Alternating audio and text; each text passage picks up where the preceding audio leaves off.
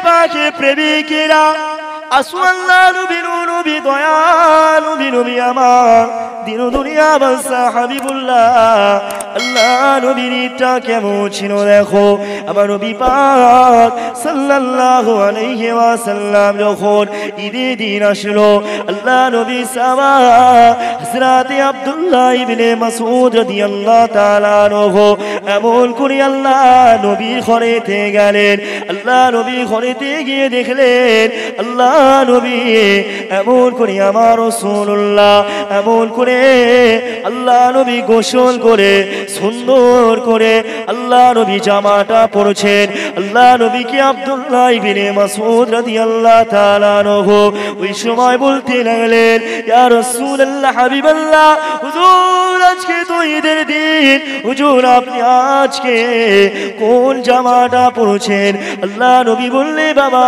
মাসউদ দেখো আমি রাসূলুল্লাহ আজকে এই যে জামাটা পরেছি এটা হলো আমার সবথেকে সুন্দর জামা আল্লাহ নবী এমন করে জামা মোবারক পরে আল্লাহ নবী এক ডিব্বা সুগন্ধি নিয়ে আল্লাহ নবী গায়েতে সুগন্ধি মেখে আমার রাসূলুল্লাহ ঈদগার ময়দানে দিকে আল্লাহ নবী সাহাবাদের নিয়ে ঈদগার দিকে যাচ্ছে এমন সময় মদিনার ছোট ছোট বাচ্চা ছেলেরা মদিনার ছোট ছোট বাচ্চারা হযরত ইমাম হাসান হুসাইন ফাতেমার কলিজার টুকরা হযরত ইমাম হাসান হুসাইনকে মদিনার বাচ্চারা বলতে লাগলেন এ হযরত হাসান এ হযরত হুসাইন আজকে তো ঈদের দিন আজকে তো ঈদের দিন আমাদের মায়েরা আমাদের আব্বা আমাদেরকে নতুন জামা কাপড় কিনে দিয়েছে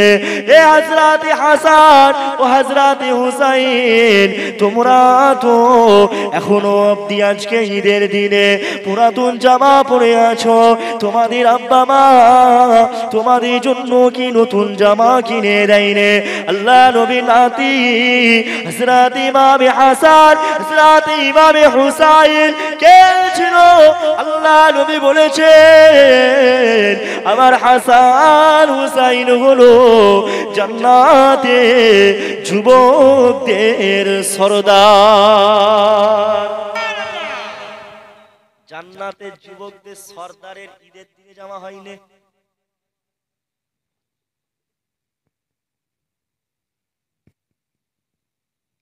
তার মানে তাদের সময়ও সেই কষ্ট ছিল আর এখনো বর্তমানে আছে তারপরেও তারা দুঃখ করেনি তারা শুকরিয়া আদায় করেছে আর আমাদেরও সব নিয়ামতকে শুকরিয়া আদায় করার দরকার একটা ভাত একটা চালকেও আপনি ভাতকে হযরতে ফারুক আযম ওমর ফারুক রাদিয়াল্লাহু তাআলা আনহু হুজুর যখন খাবার খেতেন বা আল্লাহ রাসূল সাল্লাল্লাহু আলাইহি ওয়াসাল্লাম তিনিও যখন খাবার খেতেন তখন খাবারের যদি একটা ছিটে পর্যন্ত যদি দস্তরখানায় পড়ে যায় তো সেটাও তুলে খেয়ে নিতেন আর প্লেট একদম চেটে পুচে খেতেন তোমার আমার মতন না এত গাদা করে নিয়ে তারপর আর খেতে পারবো না সব নষ্ট অল্প খেতে খেয়ে তারা শুকরিয়া আদায় করতে একটা ভাতের দানা পর্যন্ত মাটিতে ফেলতে দিত না কারণ একটা ভাতের দানা যদি আপনি ফেলে দেন তো সেই ভাতের দানাটাও সেটাও তো রিজিক নাকি ওই রিজিকটাও আল্লাহর দরবারে ফরিয়াদ করতে থাকে বুঝতে পারছেন না রিজিককে সবসময় সম্মান করতে হবে আল্লাহর নিয়ামতকে আপনার শুকরিয়া আদায় করতে হবে একটু বাপ আগে আসবেন একটু আগে আসেন যে সবাই পিছন থেকে আগে আসে আমাকে একটু পানি দিয়ে যাবেন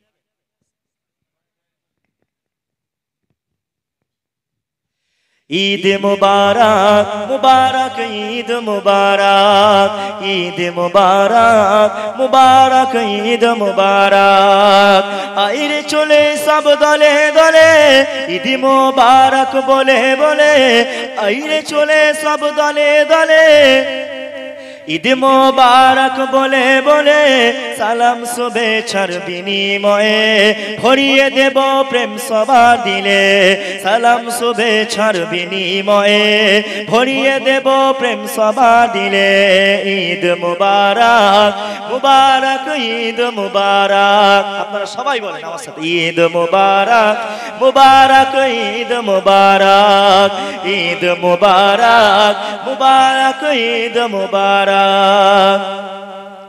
আজকে সকলের মন যে খুশি মুখেতে সবার মধুর হাসি আজকে সকলের মন যে খুশি মুখেতে সবার মধুর হাসি দুঃখ বেদনা হারিয়ে গেছে আনন্দে সব তাই মেতে উঠেছে দুঃখ বেদনা হারিয়ে গেছে আনন্দে তাই সব মেতে উঠেছে ছোট বড় তাই সবাই মিলে ছোট বড় তাই সবাই মিলে ঈদ গায়ে যায় দলে দলে ঈদ মুবারক মুবারক ঈদ মুবারক মুবারক ঈদ মুবারক মুবারক ঈদ মুবারক আহা কি সুন্দর দৃশ্য মনোরম চারিদিকে তাই করছে গম গম আহা কি সুন্দর দৃশ্য মনোরম চারিদিকে তাই করছে গম গম নতুন সাজে সেজেছে ধরা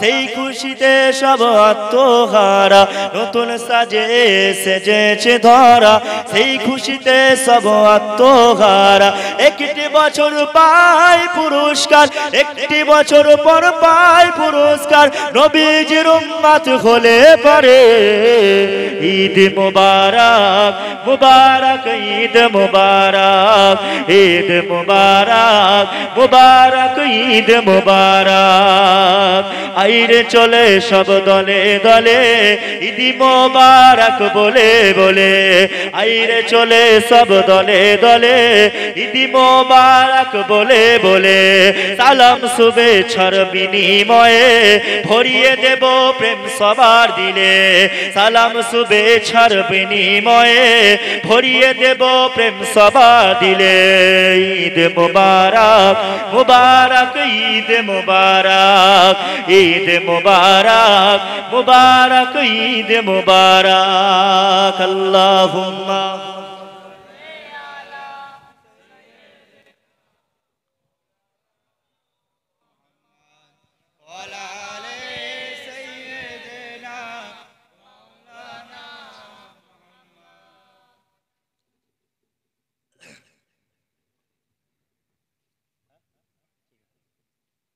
তাহলে হ্যাঁ যে কথা বলছিলাম হযরত হাসান হুসাইন হলো জান্নাতের পুরুষদের সর্দার আল হাসান ওয়াল হুসাইন সাইয়্যিদুস সাবাবি আহলিল জান্নাত আল্লাহ নবী বলেছেন হাসান হুসাইন যুবকদের সর্দার আর মহিলাদের সর্দার কে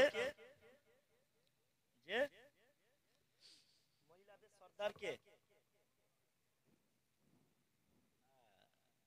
হযরতে ফাতেমাতুজ জোহরা রাদিয়াল্লাহু তাআলা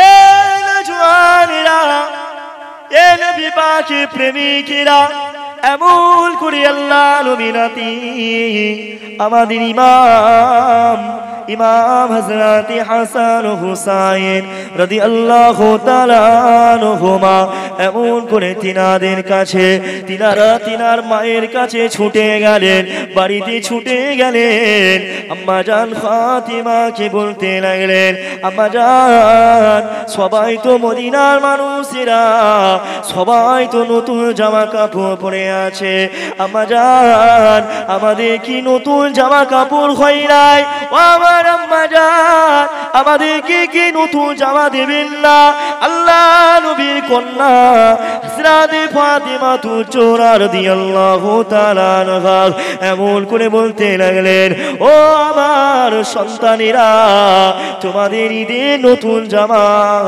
দর্জি দোকানে সেলাই করতে দিয়েছি ও আমার সন্তানেরা আর কিছুক্ষণ পরে দর্জিওয়ালা তোমাদের নতুন জামা কাপড় দিয়ে যাবে এ নজওয়ানেরা এ নবী পাক কে প্রেমিকেরা এমন করে আল্লাহ নবীর কন্যা আমাদের আম্মা জান হযরত ফাতিমা জোহরা রাদিয়াল্লাহু তাআলা আনহা এমন করে বলতে লাগলেন, ও আমার সন্তানেরা, যাও তোমরা গোসল করে আসো, তোমরা গোসল করে আসো, তোমাদেরকে নতুন জামা কাপড় দেবো।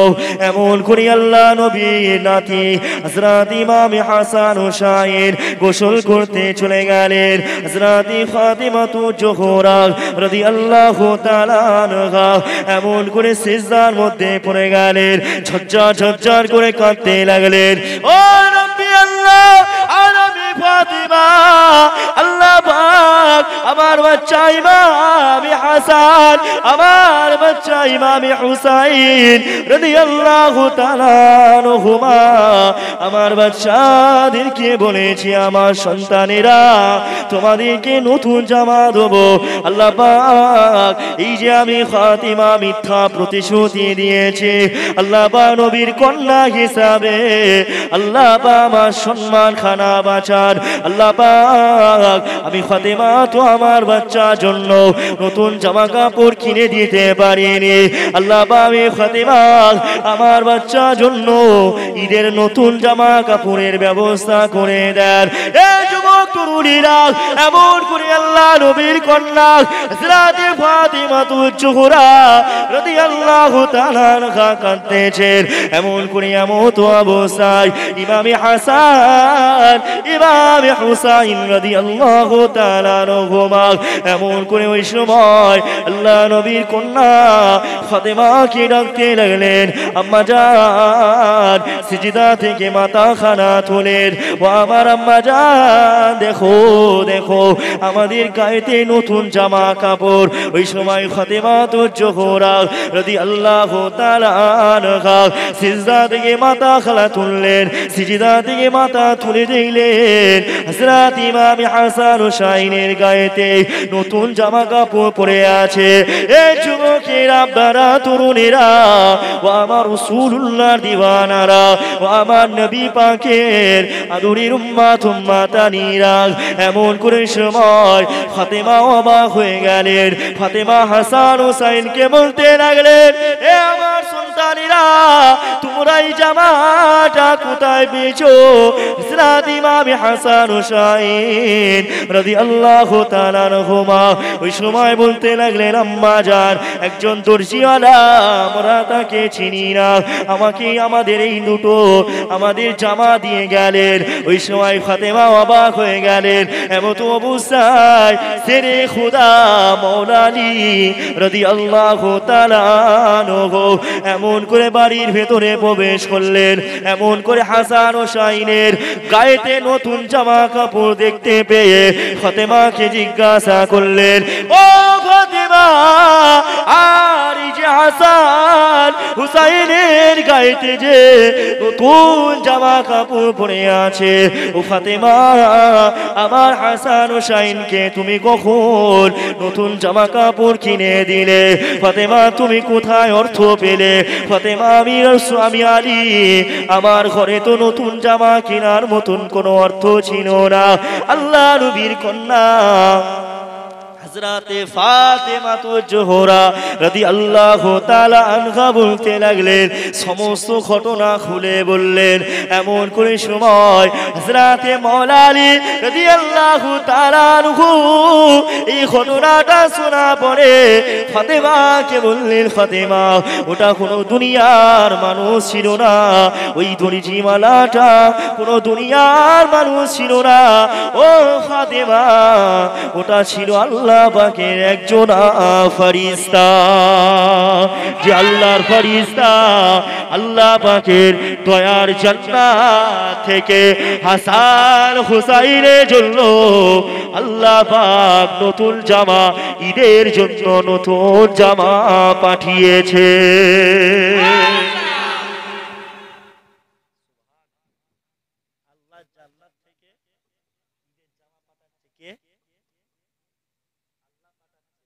চেয়েছে কার কাছে? আমার জামা নেই, আমার সন্তান হয়নি, আমি খেতে পাইনি, আমি কি আমার কি কর্তব্য পীরের মাজারে গিয়ে পীর সাহেবের কাছে গিয়ে বলবো আমাকে আমার রিজিক দেন, আমাকে একটা সন্তান দেন, আমার এই লাগবে সেই লাগবে, টাকা লাগবে? দুনিয়া কোন মাজারে এরকম করে চাওয়া যাবে? চাইতে পারবেন ওসিলা দিয়ে, পীরের ওসিলা দিয়ে চাইতে পারবেন, ডাইরেক্ট চাওয়া যাবে না। কিন্তু ফাতেমা চাইলো কার কাছে? দুনিয়ার কোন মানুষের কাছে চাইলো? চাইলো না। ফাতেমা চাইলো আল্লাহর কাছে, আল্লাহ দিল। তার চাওয়াটা কেমন ছিল? তার চাওয়াটা কেমন ছিল? নবীর কন্যা চাইছে, কাঁদছে, সেটা আল্লাহ ফিরত দিতে পারে? হযরতে মাওলা আলী রাদিয়াল্লাহু তাআলা ইমাম হাসান হোসাইন হুজুরকে নিয়ে গেলেন ঈদগায়। ঈদগায় যাওয়ার পরে আল্লাহ নবী ঈদের নামাজ পড়িয়ে আমি এটা বলছি রাসূল পাক সাল্লাল্লাহু আলাইহি ওয়াসাল্লামের ঈদটা কেমন ছিল এই বিষয়ে বলছি, বুঝতে পারছেন তো আপনারা? সাহাবাদের ঈদ, নবীর ঈদ কেমন ছিল? তো আল্লাহ নবী ঈদের নামাজ আদায় করলেন। ঈদের নামাজ আদায় করে আল্লাহ নবী মদিনার মানুষদের বলতে লাগলেন, তোমরা প্রত্যেকটা বাড়িতে বাড়িতে গিয়ে খোঁজ নাও কোন বাড়িতে কোন মানুষটা অভুক্ত আছে, ক্ষুধার্ত আছে, কার বাড়িতে খানা হয়নি। আজকে ঈদের দিনে কোন বাড়িটাই খাওয়া হয়নি। সাহাবাদের সময়ে রাসূল পাক সাল্লাল্লাহু আলাইহি ওয়াসাল্লামের সাহাবা হুজুরেরা অনেকে খুব গরীব ছিলেন। এমনও সাহাবা ছিল যাদের পরনে একটা কাপড়, একটাই মাত্র কাপড়। স্বামী যখন নামাজ পড়তেন, স্ত্রী তখন উলঙ্গ অবস্থায় বাড়ির মধ্যেই থাকতেন। আবার নামাজের টাইম হলে স্ত্রীকে ওই জামাটা দিয়ে দিতেন, তিনি আবার জামা পরে নিয়ে আবার তিনি নামাজ আদায় করতেন। যখন কাজ কামে বের হওয়ার প্রয়োজন মনে হতো স্বামীর, তখন সাহাবা নিজে জামা কাপড় পরে স্ত্রী ঘরে উলঙ্গ অবস্থায় থেকে সাহাবা কাজ কামে বেরিয়ে পড়তেন। বুঝতে পারছেন না কি কষ্ট? তাহলে একটা জামা, তোমার আমার তো অঢেল জামা কাপড়। আল্লাহ কি দেয় না আমাদের, কি দেয় না? দুবেলা দুমুঠো তো খেতে পাচ্ছে, খাবার তো বন্ধ হয়নি। চাহিদা আমাদের কি হচ্ছে? চাহিদা আরো লাগবে,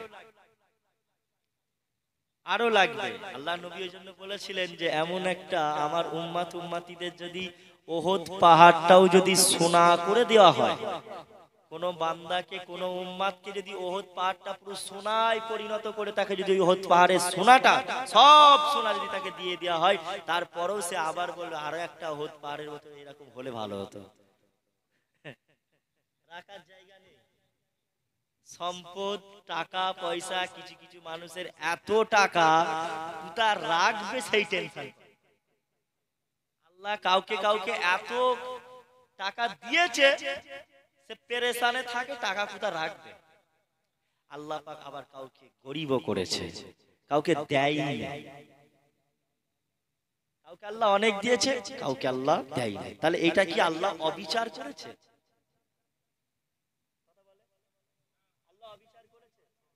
একটা মানুষ ধনী, একটা মানুষ গরিব।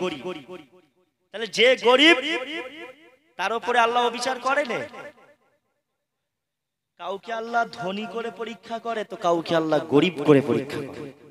কাউকে আল্লাহ অর্থ দিয়ে পরীক্ষা করে, যা আমার বান্দা ওই অর্থ সম্পদ কোন রাস্তায় ব্যয় করে। কাউকে আল্লাহ গরিব করে পরীক্ষা করে, আমার বান্দা কতটা শুকরিয়া আদায় করে। আর দুনিয়ার জীবন হচ্ছে এক সেকেন্ড বাঁচার জীবন, গ্যারান্টি নেই। এইরকম আমরা জীবন দিয়ে আছি। কত আগের বছরে এই টোকাপুরে এই জলসাই এখানে হয়তো এমনও মানুষ ছিল, বর্তমানে এই বছরে সেই মানুষটা নাই, মারা গিয়েছে। কি গো, এমন মানুষ নেই? আগের বছর জলসাই ছিল, বেঁচে ছিল, আবার এই বছরের জলসায় আছেন এখানে এমন মানুষ ওয়াজ নসিহত শোনার মতন আপনাদের তৌফিক হচ্ছে। বাড়িতে বসে বসে মহিলারা অনেকে মায়েরা বোনেরা শুনছে, তাদেরও তৌফিক দিয়েছে আল্লাহ শোনার। দেখা যাবে পরের বছরের জলসাতে তা শোনা হবে না, এমনও মানুষ থাকবে। এটাই তার শেষ জলসা হতে পারে। আমি আল ফাজের এটাই আজকে এই টোকাপুরের শেষ জলসা। বুঝতে পারছেন না? আমরা সব সময় মৃত্যু ঘুরপাক ঘুরপাক করতেছি, আমাদের চারিপাশে ঘুরছে ঘুরছে। যদি বান্দা যদি মৃত্যুকে স্মরণ করত, তাহলে বান্দা এত গুনার কাজের দিকে লিপ্ত হতো না। বান্দারা যদি মৃত্যুকে স্মরণ করত, আমরা নামাজ রোজা এমন করে গান বাজনা, এই ঈদের সময় কত জায়গায় গান বাজনা হচ্ছে, মেলা হচ্ছে, মেলাতে কত গুনার কাজ হচ্ছে। আবার কিছু কিছু জলসাতেও এখন গুনার কাজ হয়।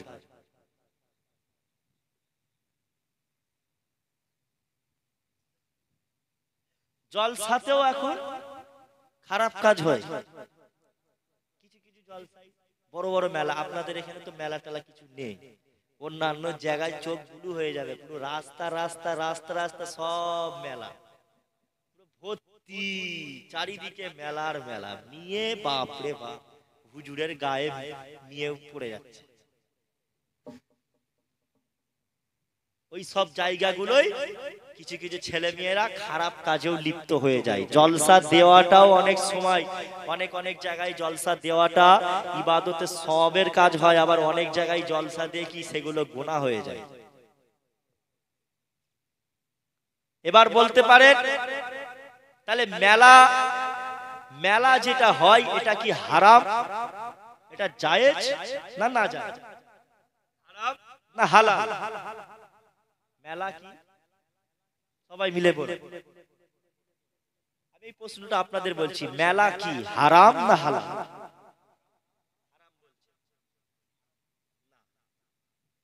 আপনি হারাম বলতে পারবেন না, আমি বলছি কেন বলেন তো? আল্লাহ রাসূল সাল্লাল্লাহু আলাইহি ওয়াসাল্লাম বলেছে, যেই মেলাতে যেটা যেখানে যেখানে মেলাতে ছেলে মেয়ে একসঙ্গে হয়ে গুনার কাজে লিপ্ত হয়ে যায়, সেটা হয়ে যায় মেলা, সেটা নাজায়েজ, সেটা হারাম। কিছু কিছু মেলা আছে, যেমন বই মেলা, আমরা হুজুররাও বই মেলাতে যায়। কৃষি মেলা, আমরা হুজুররাও আলেম উলামারা বক্তারাও কৃষি মেলাতে যায়। ওটা একটা অ্যাকচুয়ালি মেলা নয়, ওটা অ্যাকচুয়ালি কোনো গুনাহের জায়গা নয়। আর বর্তমানে যে মেলাগুলো হয়, ডিজে বাজিয়ে গান বাজনা করে ইটা উটা নাকোদলা হ্যান ত্যান দিয়ে আপনার মেয়ে ছেলে একসাথে হয়ে ধাক্কা ধুক্কি করে যত যা গুনার কাজ হয়, এইটা হচ্ছে হারাম।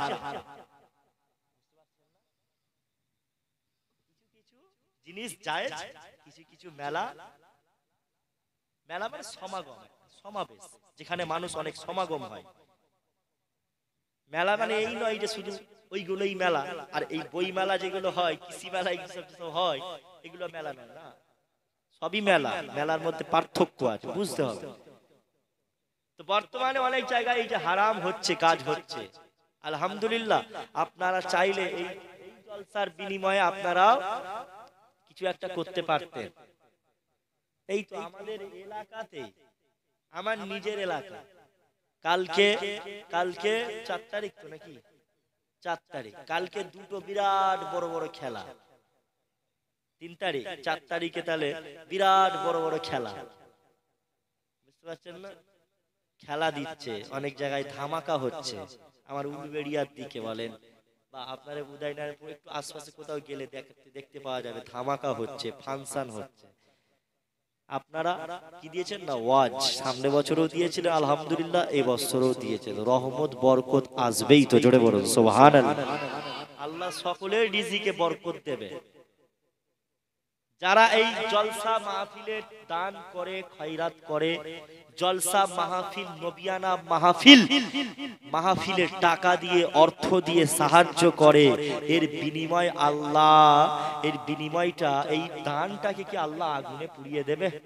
এই দানের বিনিময়ে কি আল্লাহ কিছু দেবে না? অবশ্যই দেবে। কিন্তু আবার বর্তমানে দেখা যায় এই জলসা মাহফিলগুলোতে ওয়াদা করে অনেক সময় টাকা পয়সা ওয়াদা করে আর ওয়াদা করে দেয় না। অনেক অনেক জায়গায় হুজুররা তাকবীর দিয়ে দিয়ে পাম দিয়ে দিয়ে সব লিখিয়ে নিল 5,000 6,000 10,000 কে আলু দেবো এত বস্তা, কে চাল দেবো অত বস্তা বলে সব লিখে নিয়ে তারপরে জলসার সময় আসবে যখন চাঁদা চাইতে যাবে তখন সব কান্দে রক্ত করে দেবে, পাত্তা পাওয়া যাবে। আবার কিছু কিছু মানুষ আবার চাঁদা দিয়েও আবার গন্ডগোল করে, আছে না না? টাকা পয়সা দিয়েও আবার গন্ডগোল করে, সমাজে এখন চলছে। এই তুই ওই বক্তা এনেছিস কেন, অমুক বক্তা এনেছিস কেন, তমুক বক্তা, এই নিয়ে ঝামেলা। ভাইটা কেন জলসা তোমার বাবা খেলে সম্পত্তি নয়, জলসা কেউ একলা দিচ্ছে না এলাকার মানুষ, এখানে কোনো ভাই একা দিচ্ছে না, এটা আপনাদের প্রাপ্য, আপনারা হক আছে। শুধু এই বাড়িটা নয়, এই বাড়িটা নয়, সব বাড়িতেই এখানে সবাইরই প্রাপ্য এই জলসায় সকলকে সাহায্য করা, সকলকে একটু দান খয়রাত করে সহযোগিতা করা। তবেই তো যুবক ভাইদের মনটা আরো, তাদের অন্তরে আরো উৎফুল্ল আসবে যে পরের বছরে আরো সুন্দর করে করব। টোকাপুরে আগের বছরের জলসায় শুধু এই কাপড়টা ছিল, একটা চেয়ার ছিল আর এই পিছনের এই শুধু কাপড়টা ছিল, তাই তো? এই বছরে দেখেন সিংহাসন হয়েছে, কি সুন্দর ফুল দিয়েছেন, ওদিকে লাইটিং গুলো একটু বাড়িয়েছেন, একটু উন্নত হয়েছে। পরের বছরে এই বছরে ছেলেরা আবার কি চাইবে যে পরের বছরের জলসায় তাহলে আরেকটু ভালোভাবে কালেকশন হলে, আরেকটু ভালোভাবে মানুষ কিছু পয়সা দিয়ে অর্থ দিয়ে সাহায্য করলে না নবিয়ানা মাহফিলটাকে, জান্নাতের মাহফিলটাকে আরো সুন্দর করে সাজাবো। মনে রাখবে মুসলমান, তুমি দুনিয়ার জমিনে জান্নাতের বাগান এই মাহফিলকে তুমি যদি সাজাও, আল্লাহ পাক তোমার জন্য জান্নাতটাকে আরো সুন্দর করে সাজাবে। জোরে বলো আরো জোরে। লাভ আছে, লুসকান নেই, লাভ আছে। এ থেকে যারা বঞ্চিত হবে বিরাট বড় ক্ষতি করবে, বঞ্চিত হলো। এটা এই বর্তমানে এই জায়গাটা এখন যার, তার জায়গা নয়, এটা একটা জান্নাতের বাগান। দেখতে পাচ্ছি প্যান্ডেল আছে, বাঁশ আছে, খাটানো আছে। নবী বলেছে যেখানে কোরআন হাদিসের কথা হয় ওটা দুনিয়ার জায়গা থাকে না, ওটা জান্নাতের বাগান। মানুষ যতক্ষণ এখানে শুনে শুনে ওয়াজ শুনবে, মানুষের সাগীরা গুনাহগুলোকে আল্লাহ মাফ করে দেয়। জোরে বলুন সুবহানাল্লাহ। যেমন উযু করলে বান্দা যখন উযু করে, উযু যখন হাত ধোবে হাতের গুনাহগুলো ঝরে ঝরে পড়ে যায়। বান্দা যখন মুখ ধৌত করে তখন মুখের গুনাহগুলো ঝরে ঝরে পড়ে যায়। বান্দা যখন পা ধোয়, পা দিয়ে যে গুনাহগুলো করেছিল, যেই খারাপ জায়গায় গিয়েছিল, হাত দিয়ে যেই খারাপ কাজ করেছিল, জবান দিয়ে যেই মানুষকে ব্যবহারে কথাবার্তায় গালাগালি করে এমন করে কষ্ট দিয়েছিল, এই সব গুনাহগুলো উযু করার মাধ্যমে ঝরে ঝরে পড়ে যায়। জোরে বলুন সুবহানাল্লাহ। ঠিক যেমন কোরআন হাদিসের কথা যতক্ষণ শুনবে মানুষের গুনাহগুলো সব ক্ষমা হতে থাকে আর ফেরেশতারা আমলনামায় নেকি লিখতে থাকে। জোরে বলুন সুবহানাল্লাহ। সুবহানাল্লাহ। তাহলে এই জায়গাটায় রাগ দেখালে হবে না, বক্তা কে এসুক না এসুক ওটা নয়। জলসা হচ্ছে বাবা দ্বীন ইসলামেরই তো কথা হবে নাকি? রাগ করলে হবে না, ঝগড়া করলে হবে না। বাড়ি বাড়ি ঝগড়া, মায়ে মায়ে ঝগড়া, বুনে বুনে ভাইয়ে ভাইয়ে ঝগড়া। অনেক অনেক এলাকায় আবার দেখি যে 4-5টা করে জলসা হয়। আগে হতো একটা, আস্তে আস্তে হয়ে গেছে 5টা 6টা। এখানে একটা জলসা হবে, কয়েকটা বাড়ি মিলিয়ে ওখানে একটা জলসা হবে, কয়েকটা বাড়ি নিয়ে। বুঝতে পারছেন না? সব নিজেদের মধ্যে সব কিলাকিলি হয়ে সব ভাগ হয়ে গেছে না।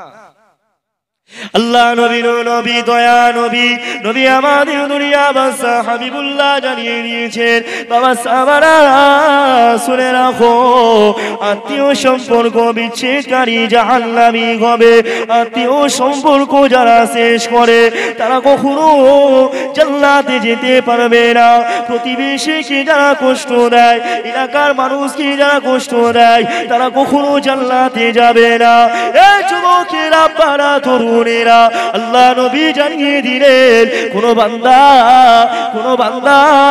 বান্দার সাথে ভাই ভাইয়ের সাথে মা মায়ের সাথে বোনের সাথে এমন করে দাদার সাথে এমন করে আত্মীয় স্বজনের সাথে আপনি 3 দিনের বেশি কথা বন্ধ রাখতে পারবেন না যদি আপনি 3 দিনের বেশি কথা বন্ধ রাখেন তাহলে হারাম হয়ে যায় এ যুবকেরা আপনারা তরুণেরা আজকে সমাজে আমাদের দেখা যাচ্ছে ভাই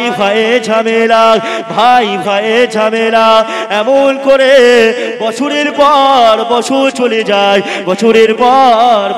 চলে যায় তবুও কথাবার্তা বলে না সালাম তো বিনিময় হয় না সালাম কালাম কিচ্ছু নেই তাহলে ঈদটা আল্লাহ কেন দিল ঈদেতে আল্লাহ গরিব দেখিয়েছে ধনীরা শুধু ঈদের নামাজ পড়বে গরিবরা নামাজ পড়তে পারবে না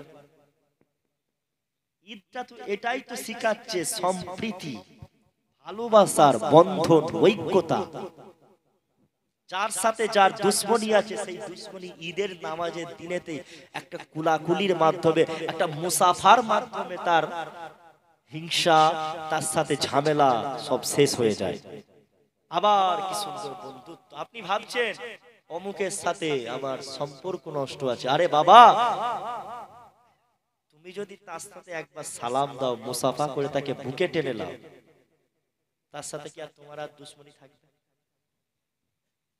কেন আত্মীয় সম্পর্ক খারাপ রেখে কেন নিজের জাহান্নামটাকে কিনবো আমরা জান্নাত কিনতে চাই না জাহান্নাম কোনটা বলেন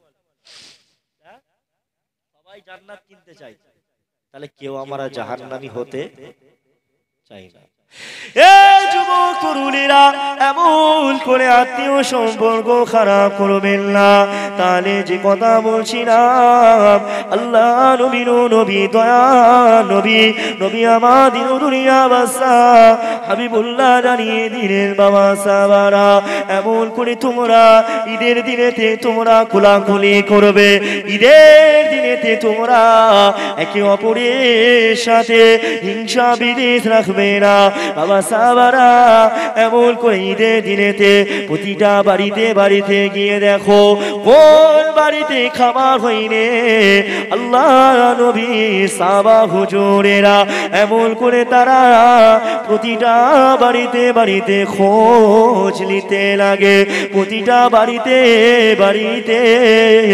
এমন করে খাবার পৌঁছায় দেয় নিজেরাও খায় অপর কেউ খাওয়ায় আমার ইউটিউবারকে ডেকে দেবে তো হ্যাঁ আমার ইউটিউবার কি বলবে ভাইজান ডাক তাড়াতাড়ি উড়ে নাই জলদি 1 মিনিটে যাবে 2 মিনিটে আসবে পা খুলে পড়ে যাবে এ যুবক তরুণীরা এ নবী পাকে প্রেমিকেরা আল্লাহ নবী সাহাবা হুজুরিরা এমন করে প্রতিটা বাড়িতে খোঁজ নাই যাদের বাড়িতে খাবার হয় না তাদের বাড়িতে খাবার পৌঁছে দেয় এমন করে আল্লাহ নবী দয়া নবী হযরত খাতুনে জান্নাত হযরত ফাতেমাতুজ জোহরা রাদিয়াল্লাহু তাআলা আনহার বাড়িতে আসলেন ফাতেমার বাড়িতে এসে দেখলেন ফাতেমার বাড়িতে আল্লাহ নবী ফাতেমার বাড়িতে প্রবেশ করার সময় সালাম দিলেন আসসালামু আলাইকুম ইয়া আহলাল বাইত আল্লাহ নবী কন্যা ফাতেমা এমন করে সালামের জবাব দিলেন এ নওজওয়ানেরা আসসালামের জবাব দিয়ে আল্লাহ নবীকে বাড়ির ভিতরে প্রবেশ করিয়ে আল্লাহ নবীর কাছে কিছু সংখ্যক রুটি ও গোশত দিয়ে আল্লাহ আল্লাহ নবীকে খেতে বললেন। আমার নবী পাক সাল্লাল্লাহু আলাইহি ওয়াসাল্লাম ফাতেমাকে বলতে লাগলেন, ও বেটি ফাতেমা, বেটি ফাতেমা, যাও যাও তোমার আশেপাশের বাড়িতে গিয়ে খোঁজ নাও, দেখো দেখো তাদের কারো বাড়িতে খাবার হয়েছে কিনা দেখো। ওই সময় হাসান ও শাহের প্রত্যেকটা আশেপাশের বাড়িতে গিয়ে খোঁজ নিতে থাকে কার বাড়িতে খানা হয় নাই। আল্লাহ নবী বললেন, ফাতেমা, যাদের বাড়ি খাবার হয় না তাদেরকে আগে পৌঁছে দাও, আমি নবী পাক সব শেষে খাবো। আল্লাহ নবী সর্বশেষে এমন করে খাওয়া দাওয়া করলেন।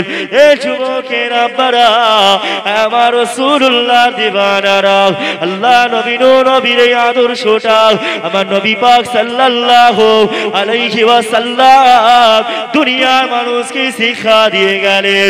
এ দুনিয়ার মানুষেরা, আর আমি রাসূলুল্লাহ তোমাদের কাছে আমি শিক্ষা দিয়ে দিলাম, তোমরা তোমাদের প্রতিবেশীর দিকেও লক্ষ্য রাখবে।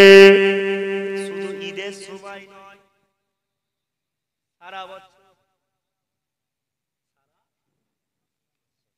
খেয়াল রাখতে হবে আপনাদের। গরিব মিসকিন অসহায় মানুষদের সাহায্য যত করবেন আপনি, তত আল্লাহ পাক আপনার সম্পদ বাড়িয়ে দেবে। জোরে বলুন সুবহানাল্লাহ। দান করলে সম্পদ কি হয়? বাড়ে। দান না করলে কমে যায়। ঈদের সময় যাকাত দিতে চাই না। জাকাতের টাকা দেয় না ঠিকভাবে, জাকাতের টাকা দেয় না। মনে রাখবে, আপনি ভাবছেন আমার জাকাতের টাকা 10,000 হলো কি 5,000 হলো কি 20,000 টাকা হলো, আপনি ভাবছেন 20,000 টাকাটা একচোটে দিয়ে দেবো, ওটা শেষ হয়ে যাবে, আপনি ওটা চিন্তা করছেন। কিন্তু মনে রাখবেন, আল্লাহর নবী বলেছে, যে ব্যক্তি যাকাত দিল না, যে ব্যক্তি যাকাত দেবে না, আল্লাহ পাক তার অটোমেটিক সম্পদ আস্তে আস্তে আরো কমিয়ে দেবে, বরকত পাবে না। আর যারা যাকাত ঠিকঠাক ভাবে আদায় করে তাদের আল্লাহ আরো সম্পদ বাড়িয়ে দেয়। শুধু ওই দেখলে হবে না, ওরে বাবা জলিল ভাইয়ের এত টাকা হয়ে গেল, এত ঘর বাড়ি সুন্দর করে বিল্ডিং মেলাখানা করে নিচ্ছে, অথচ ব্যবসা বাণিজ্য করে। তো তুমিও করো না, তোমার হিংসা হচ্ছে কেন? খেটে করো না। লোকের ঘরের দিকে অত নজর কেন? লোকের গাড়ি বাড়ির দিকে নজর কেন? তুমিও করো। কে কেটিএম কিনেছে, কে ভার্সন 4 কিনেছে, কে বুলেট কিনেছে, তোমার থেকে হিংসা হচ্ছে কেন? তুমিও কেন না? তোমারও তো হাত পা আছে, তুমিও রোজগার করো, খাটো। শুধু কি তোমার একটা কাজ নিয়ে করে থাকলে হবে? বিভিন্ন রকম কাজ করো না। ইনকামের রাস্তা তো আল্লাহ খুলে দিয়েছে, সারা দিনটা তো আল্লাহ রিজিকের ব্যবস্থা করে রেখেছে দুনিয়ার জমিনে। কত রিজিক নেবে খুঁজতে হবে, মাইন্ড খাটাতে হবে। ওই ঘরে শুয়ে শুয়ে স্বপ্ন দেখবো একটা বিরাট বাড়ি হবে, বিরাট বড় গাড়ি হবে, বিরাট অনেক টাকা পয়সা ইনকাম করব, হ্যাঁ? স্বপ্ন দেখতে স্বপ্নই দেখো খালি, পূরণ আর হবে না। মেহনত করতে হবে, যে কোনো জিনিসে সফলতা অর্জন করতে গেলে মেহনত করতে হয়। আবার কেউ কেউ তো মেহনত করতেই হয়। পার্টির নেতারা আবার সব ঝেড়ে কাটামো করে সব দিয়ে বড় লোক হয়ে গেছে। কিছু কিছু নেতারা, সব নেতারা না, সবাই খারাপ বলছে, কিছু কিছু নেতারা এত মাল খেয়েছে, এলাকার মানুষের গরিবের মাল খেয়েছে, এত লুণ্ঠন করেছে, বিরাট বড় বড় বিল্ডিং হয়ে গেছে। যেই মানুষটা 10, 15, 30, 20 বছরে 2 তলা ঘর করতে পারে না, সে 5 বছর মেম্বার হয়ে বড় ঘর করে দিয়েছে। বুঝতে পারছেন? আমার এলাকা বহুত আছে। আবার এমন আছে হারাম টাকা খেয়ে, সুদের টাকা খেয়ে, হারামের ব্যবসা করে বহুত টাকার মালিক হয়ে গেছে। কেউ আবার হালাল ব্যবসা, হালাল পন্থাই ব্যবসা করে টাকা পয়সার মালিক হয়েছে। আল্লাহর নবী ব্যবসা করতেন, নবী পাক সাল্লাল্লাহু আলাইহি ওয়াসাল্লাম নিজের তো ব্যবসা ছিলেন, কাপড়ের ব্যবসা। সুন্নাত, ব্যবসা করা সুন্নাত। তবে এই ব্যবসা বেশি এখনকারের ব্যবসা হয়ে যায় কি, 20 টাকার জিনিসকে দোকানদারেরা নিয়ে নিচ্ছে 60 টাকায়। 70 টাকায় লাভ রাখছে এত, অতিরিক্ত না লাভ রাখাটা নবী পাক সাল্লাল্লাহু আলাইহি ওয়াসাল্লাম পছন্দ করতেন, অল্প রাখতেন লাভ, তাতে বরকত, তাতেই নবী বরকত, তাতেই আল্লাহ বরকত দিতেন। যত আপনি বেশি লাভ রাখতে চাইবেন তো আপনার ক্ষতি। যে কাজই করেন না কেন, বুঝতে পারছেন না, কাজ কামও করেন, সব করেন, শুকরিয়া আদায় করেন, যতটুকু দিয়েছে ততটুকু নিয়ে সন্তুষ্ট থাকে, যতটুকু দিয়েছে আল্লাহ ততটুকু নিয়েই সন্তুষ্ট থাকেন। দাউদ আলাইহিস সালামের জামানায় একজন মহিলা, সংক্ষেপ করে ছোট্ট করে ঘটনাটা বলছি শোনেন, বিরাট বিস্তারিত ঘটনা। দাউদ আলাইহিস সালামের জামানায় একজন মহিলা, সে জঙ্গলে ইবাদত করত, তার ছেলে আর সে দুজনা মিলে জঙ্গলে ইবাদত করত। আর দাউদ আলাইহিস সালামের ওই জামানায় একজন বিরাট ধনীশীল ব্যক্তি ছিল, যেই ধনীশীল ব্যক্তিটার একটা গরু হারিয়ে গিয়েছিল। সে গরুটা সে খোঁজাখুঁজি করতে লাগলো, তার যে কাজ কাম যারা করতো বাড়িতে তাদেরকে দিয়ে টাকা পয়সা দিয়ে খোঁজাতে লাগলো, গরুটা তার চাই, সবাই খুঁজছে চারিদিকে, গরু পাচ্ছে না।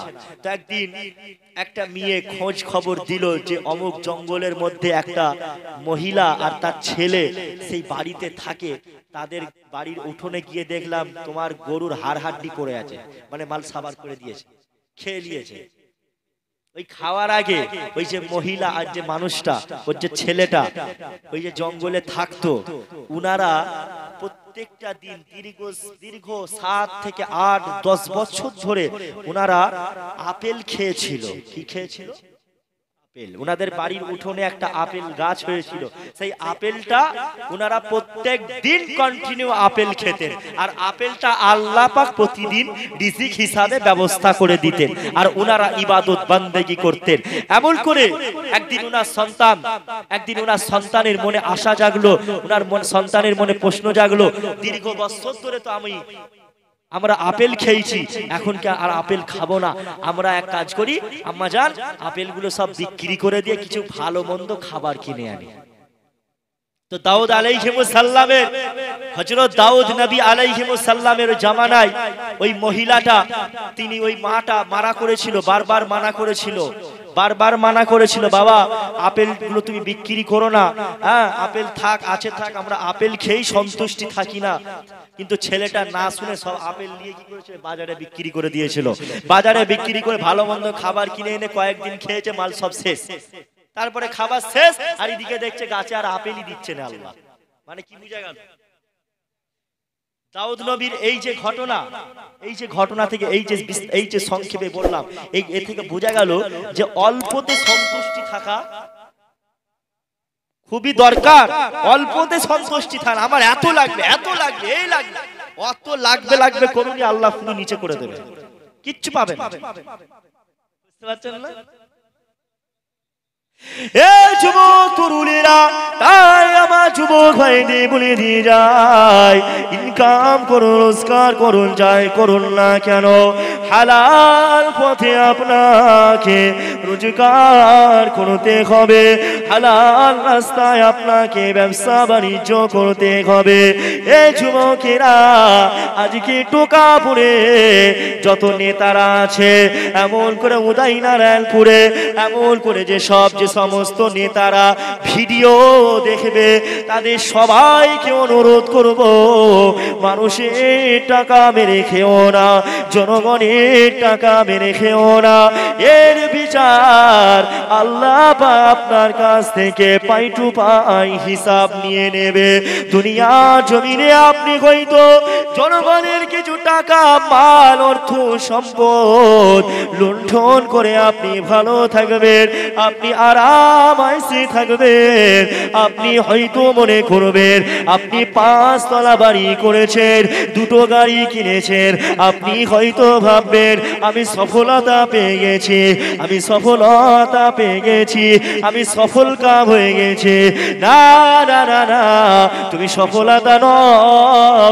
বিল গেটস এমন করে মুকেশ আম্বানি কয়েক কোটি কোটি কোটি কোটি টাকার মালিক, তারাও ভাবে আমরা সফলতা পেয়েছি, শাহরুখ খান ভাবে আমরা সফলতা পেয়েছি, কেননা আমরা যা চেয়েছি আল্লাহ দুনিয়া জমিনে সব কিছুই তো দিয়েছে।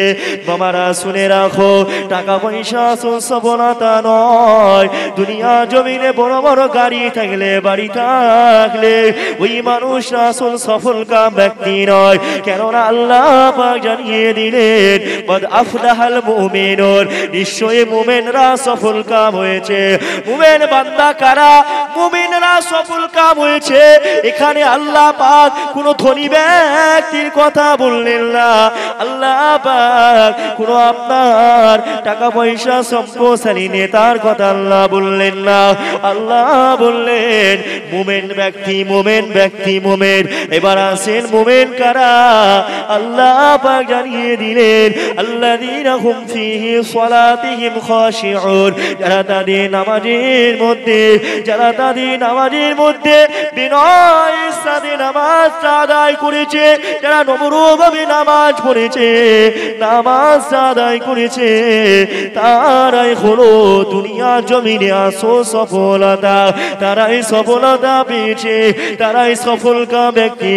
এ যুবকেরা, তুমি আমি যদি দুনিয়া জমিনে মুমিন বান্দা হয়ে মরতে পারি, এমন করে মুমিন যদি বান্দা হয়ে দুনিয়া জমিনে যদি আমরা দুনিয়া জমিন থেকে বিদায় নিতে পারি, তাহলে মুসলমান তোমরা, তুমি আমি সফলতা পেয়েছি।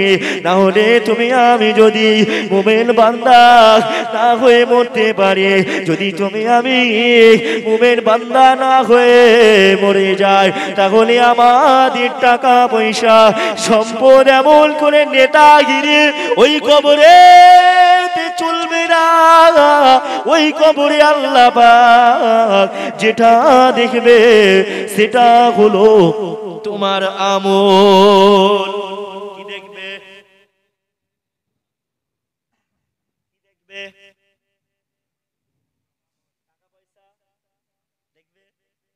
আল্লাহ কি দেখবে? তাহলে আমাদেরকে আমল করতে হবে। গাড়ি বাড়ি সম্পদ কিচ্ছু কাজে লাগবে না। সম্পদ দিয়েছে আল্লাহর রাস্তায় ব্যয় করুন, দান খায়রাত করুন, সদকা করুন, গরিব মিসকিন অসহায় মানুষদের পাশে থাকুন। সম্পদ দেয়নি, আল্লাহর কাছে শুকরিয়া আদায় করুন। বুঝতে পারছেন না? আর আমরা এখন সম্পদ টাকা পয়সা মোটামুটি না থাকলেও আল্লাহ পাক এত নিয়ামত দিচ্ছে, সুন্দরভাবে আমাদের জীবনটা চলে যাচ্ছে। তারপরেও নিয়ামত অস্বীকার করে এমনকি আল্লাহর হুকুমগুলো সব ছেড়ে দিচ্ছে, আল্লাহর হুকুম সব ছেড়ে দিচ্ছে।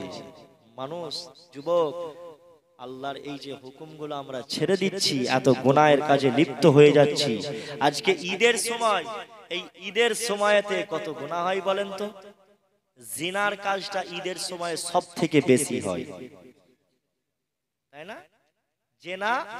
জেনা কাজ সব থেকে বেশি হয়। মাথায় রাখবেন, জেনা হলো কবিরা গুনাহ, বড় গুনাহ, কবিরা গুনাহ। আর জেনা যে ব্যক্তি করলো সে ব্যক্তি কবিরা গুনাহ হলো। সেই ব্যক্তি যতক্ষণ পর্যন্ত তওবা না করবে আল্লাহ পাক তাকে ক্ষমা করবে না। আল্লাহ ক্ষমা করবে না তওবা ব্যতীত।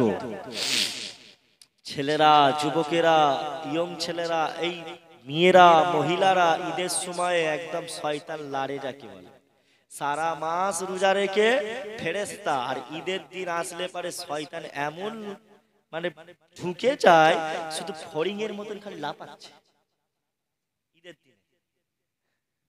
ঈদের দিন থেকে ফড়িং এর মতন খালি লাফাচ্ছে মেয়েগুলো। বেহায়া, নির্লজ্জ, বেপর্দা হয়ে, মাথায় ঠিকভাবে কাপড় না দিয়ে, ঠিকভাবে পর্দা না করে, আপনার নিজের চেহারা, নিজের শরীর, নিজের অঙ্গ প্রত্যঙ্গ দেখিয়ে দেখিয়ে বেড়াচ্ছে, দেখো আমি ক্যাটরিনা কাইফ। ফেরেশতারা বলে কবরে আসে ঠ্যাং খুলে লো। বুঝতে পারছেন না? ক্যাটরিনা কাইফ বার করে দেবো। ফেরেশতারা বলে কবরে এসো, আর ছেলেরাও ঈদের সময়ে যুবক ভাইয়েরা আপনার ওই যাবে, খালি নাম্বার বিতরণ হবে, মোবাইল নাম্বার বিতরণ করে, লাটকে লাট নাম্বার পকেটে করে নিয়ে একটা একটা করে মোটামুটি যারাই নেবে তাদেরকেই দিয়ে দেবে। মেয়ের গলা হলেই হবে, খালি কণ্ঠ খালি মেয়ের গলার আওয়াজ এলেই হবে। জিনা, আল্লাহ নবী বলেছে জিনা থেকে তোমরা বিরত থাকো, লা তাকরাবু জিনা, তোমরা জিনা ধারে কাছেও যেও না। আল্লাহ পাক বলেছে লা তাকরাবু জিনা, তোমরা জিনার ধারে কাছে যেও না। যারা যুগে যুগে জিনা যত বেড়ে যায় আল্লাহ পাক তখন মানুষকে সতর্ক করে, ভূমিকম্প, আপনার বিপদ আপদ গজব আযাব দিয়ে আল্লাহ পাক বান্দাদের সতর্ক করে, বান্দা সতর্ক হয়ে যাও। মায়ানমারে কদিন আগেই ভূমিকম্প হলো, আমাদের এই জায়গাগুলোও ভূমিকম্প হয়েছে। ওই উদয়নারায়ণপুর, আমাদের উলুবেড়িয়া বলেন, কলকাতার এই আন্ডারগুলো সব জেলাতেও মোটামুটি অল্প হলো ভূমিকম্প হয়েছে। কিন্তু মায়ানমারে ভূমিকম্পটা বিশাল হয়েছে। মায়ানমারের ভূমিকম্পে আমি একটুও দুঃখ পাইনি, সত্যি বলছি, খোদার কসম আমি একটুও দুঃখ পাইনি। কেন জানেন? এই কয়েক বছর আগে এই মায়ানমারের জমিনে আমার মুসলমান ভাইদেরকে, ছোট ছোট মায়ের কোলে শিশুদেরকে, ছোট ছোট মায়ের কোল থেকে শিশু বাচ্চা ছেলেদেরকে টেনে টেনে নিয়ে আপনার হত্যা করেছিল। তাদেরকে শুধু কুঁচো কাটা করেছিল, মায়েদেরকে কুঁচো কাটা করেছিল, গর্ভবতী মায়েদেরকে তাদেরকেও কুঁচো কুটো করেছিল, আপনার পুরুষদেরকে, যুবক ভাইদেরকে সবাইকে রক্তের বন্যা বইয়ে দিয়েছিল মায়ানমারের বৌদ্ধ ধর্মের মানুষেরা। সেই দিনগুলো আমরা ভুলে যাইনি, কয়েক বছর আগের ঘটনা, এখনো ভিডিও আছে। যারা হলো রোহিঙ্গা মুসলমানদেরকে মেরে কুচিয়ে নদীতে ফেলে দিয়েছিল, রক্তে লাল হয়ে গিয়েছিল, সেই মুসলমানদের কষ্টগুলো আমরা এখনো ভুলিনি। আরে বাবা, কেন কেন হত্যা করব? মানুষ তো নাকি, একজন মুসলমান সেও মানুষ, একজন মুসলমানের রক্ত লাল, একটা হিন্দু ভাইয়ের রক্ত তারও রক্ত লাল, নাকি হিন্দুদের রক্ত সবুজ? কোনটা? সবাইরই লাল, বুঝতে পারছেন না? শুধু মুসলমানদেরকে সারা পৃথিবীর জমিনে কোলঠাসা করা হচ্ছে, মুসলমানদেরকে শুধু শেষ করার প্ল্যান চলছে। যুগে যুগে যেমন ইসলামকে ধ্বংস করতে চেয়েছিল ফেরাউন, নমরুদ, সাদ্দাত, এমন করে আজকে নরেন্দ্র মোদী আমার দেশটাকে ধ্বংস করতে চাইছে, মুসলমানদেরকে শেষ করতে চাইছে। ফিলিস্তিনেতে আপনার ইসরায়েলের ইহুদিরা, তারাও আমার মুসলমান ভাইদেরকে শেষ করে বিলীন করে দিতে চাইছে। শুনে রাখো মুসলমান একটা হলেও যতক্ষণ মুসলমান বেঁচে থাকবে ততদিন ইসলাম কিয়ামত পর্যন্ত জিন্দা থাকবে। জোরে বলো, ইসলাম ছিল, আছে, থাকবে কিয়ামত পর্যন্ত। ইসলামকে মিটাতে কখনো পারবে না। তুমি তোমার ধর্ম পালন করো, আমি আমার ধর্ম পালন করব। সেই বলেছিলাম, কোন হিন্দু মন্দিরে আমরা পুজো করতে বাধা দেবো না, কোন হিন্দু মন্দিরে তা হিন্দু ভাইদের উচিত হবে না আমাদেরকে কষ্ট দেওয়া। সবাই আমরা মিলেমিশে থাকতে চাই, কিন্তু আমার দেশের নেতাগুলো, শয়তানগুলো, নরেন্দ্র মোদী, শুভেন্দু অধিকারী বলেন, শুধু চিল্লাচ্ছে হিন্দু জাগো, হিন্দু জাগো। বুঝতে পারছেন না? শুধু লাঠি দিয়ে ছুটাতে হবে এদেরকে। এই সব নেতাগুলো সাধারণ মানুষদের মধ্যে দাঙ্গা লাগিয়ে দেবে, দিয়ার এরা এসি ঘরে হাওয়া খাবে। এইসব নেতাগুলো উস্কানিমূলক কথা বলে মানুষকে দাঙ্গা লাগিয়ে দিয়ে ঘরে ঢুকে যাবে, মানুষ মারামারি করে দু চারটে মানুষ মরে যাবে, তারপরে নেতাগুলো সোশ্যাল মিডিয়ায় এসে হই হই করবে। একটু দু চারটে মানুষ মরে গেল, কি দু চারটে কিছু হলো, কাউকে মেরেছে, ব্যাস, তারপরে নেতাগুলো এবার বাইরে বেরিয়ে হই হই করতেছে। আমার দলের মানুষকে মারলো কেন? আমার হিন্দু ভাইকে মারলো কেন? মুসলমান বলছে আমার মুসলমান ভাইকে মারলো কেন? তার মানে বোঝা যাচ্ছে নেতারা সাধারণ মানুষদেরকে নিয়ে রাজনীতি করছে, ছেলে খেলামো করছে। ওরা ঠিক থাকবে, তুমি আমি খালি মরবো। কোনো ঝুট ঝামেলায় যাওয়ার দরকার নেই। ঐক্যতা থাকুন, সাম্প্রদায়িকের বিরুদ্ধে লড়াই করুন, বিজেপির বিরুদ্ধে লড়াই করুন। 2026-এর চেষ্টা করুন যেন ইলেকশনে বিজেপি না যেন ক্ষমতায় আসে। আপনারা তো সবই দেখতে পাচ্ছেন, বিজেপি যেই দিন থেকে এসেছে সেই দিন থেকে হিন্দু মুসলমানের মধ্যে একটা মন টানাটানি হয়ে গেছে, হিংসা। এ ওকে দেখতে পারেন, এই ওকে দেখতে। সব হিন্দু খারাপ নয়, সব হিন্দু খারাপ নয়। যারা হিন্দু মুসলমানের মধ্যে একটা রাইট দাঙ্গা করতে চাইছে, মিল মোহাব্বত রাখতে চাইছে না, তারা আসলে তাদেরকে আমি হিন্দু মনে করি না। যে সমস্ত মুসলমানেরা হিন্দু ভাইদেরকে কষ্ট দিয়ে আপনার রাজনীতি করতে চাইছে, সেই সমস্ত মুসলমান ভাইদেরকে আমরা মুসলমানও মনে করি না। আমরা চাই শান্তি, আমরা চাই শান্তি। তো এই রকম যুগে যুগে আস্তে আস্তে পাপাচার বেড়ে যাবে, গুনাহের কাজ বেড়ে যাবে। তখন আল্লাহ পাক গজব দেয়, দিয়ে সতর্ক করে। এ যুবক তরুণেরা, এ নবী পাকের প্রেমিকেরা, এমন করে আপনাদের একটা ঘটনা শোনায়।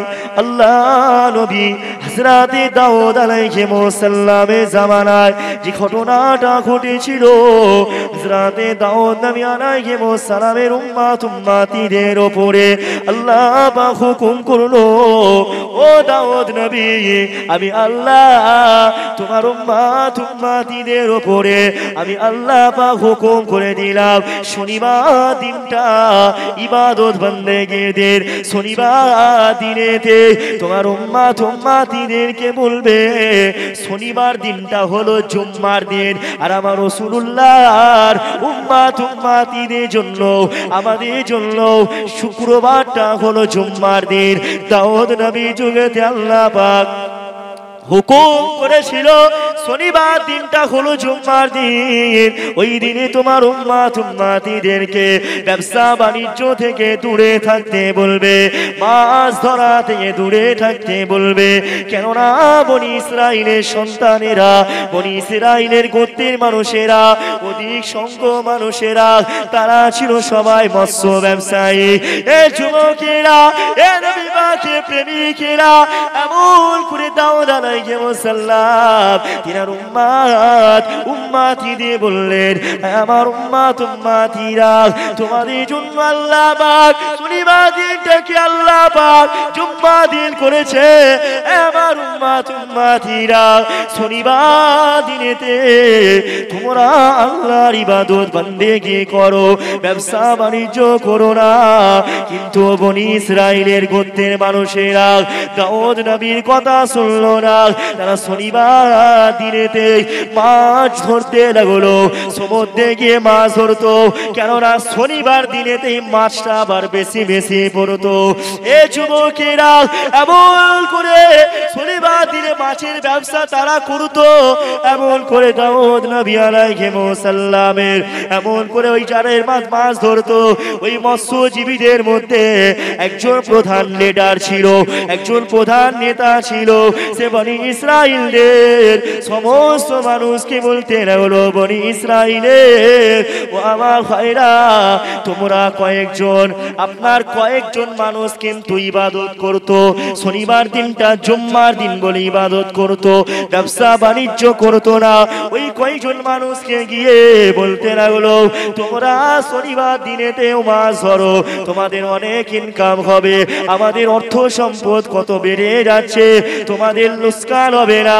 কেননা আমরা শনিবার দিনেতে মাছ ধরতেছি, আল্লাহ পাক তো কোনো আযাব দিচ্ছে না, আল্লাহ পাক তো কোনো গজব দিচ্ছে না। এ যুবকেরা, এমন করে সবাই শনিবার দিনে মাছ ধরতে লাগলো। দাউদ নবীর কথা শুনলো না। আল্লাহ পাক এমন করে কয়েকজন উম্মত দাউদ নবীর কথা শুনতো।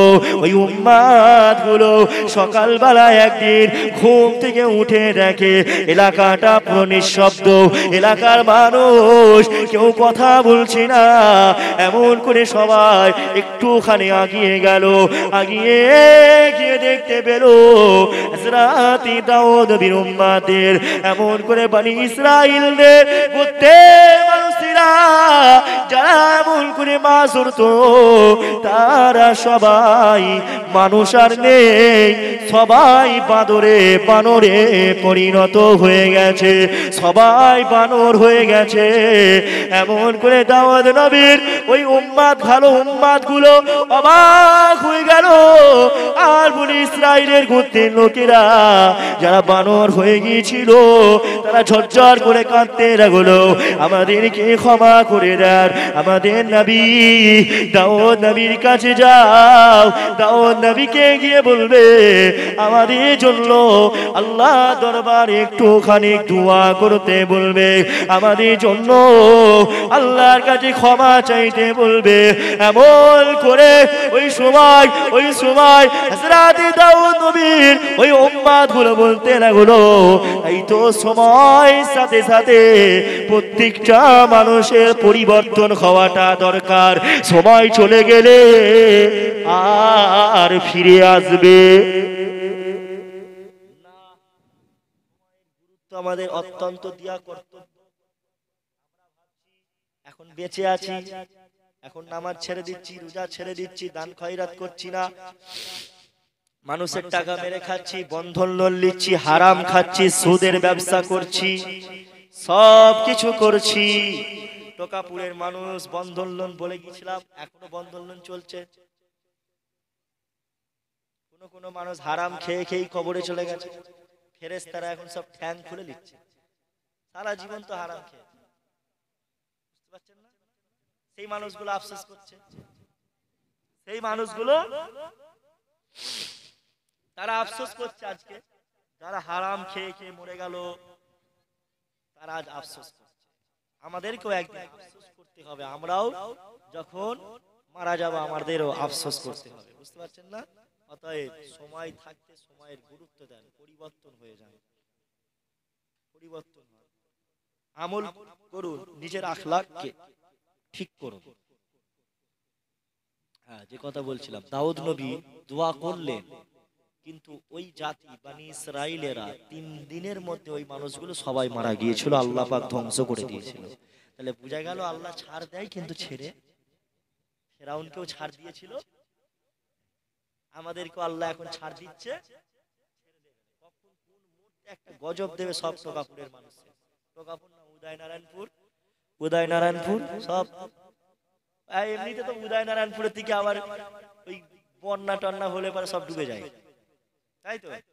বর্ষাকালে যখন বন্যা হয় সব ডুবে যায়, নিচু এলাকা তো সব ডুবে যায়, দেখি তো ভিডিও। এখানে বন্যা হয়, আচ্ছা, আপনার দিহির ভুরসুত এই জায়গাগুলো সব ডুবে যায়, বলে সব থই থই করে, কত কষ্ট বলেন তো। আর যদি সেই 1978 সালের মতন বন্যা হয় তাহলে কি হবে? তাহলে ভালোই হবে।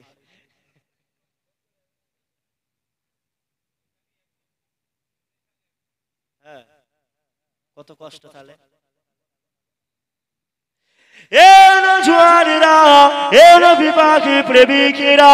পরিবর্তন হয়ে যাও, আল্লাহকে ভয় করো, আল্লাহর দিকে ফিরে আসো যুবক, জিনার কাজ করো না, জিনা থেকে বিরত থাকো।